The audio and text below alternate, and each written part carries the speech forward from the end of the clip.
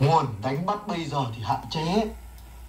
Ở trong này ấy, nước nông không có gì cả. Nó không có cá anh ạ. Đúng rồi anh ạ. Muốn bắt được cá ấy, thì phải ra xa.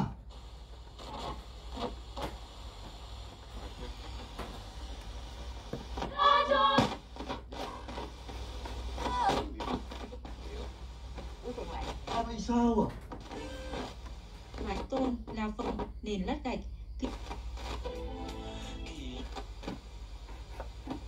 cho cái hậu phương của cảng và cái nguồn hàng, cái chân hàng nó không phong phú bằng cái khu vực Quảng Ninh, Hải Phòng như khu vực Bà Rịa Vũng Tàu, Thành phố Hồ Chí Minh. Chính vì thế cho nên là cái tổng lượng hàng hóa phát triển của cảng tăng liên tục, nhưng mà nó vẫn tiếp tục theo cái quy luật là tập trung 60-70% thông lượng hàng hóa kể cả xuất nhập đều tập trung ở khu vực thành phố.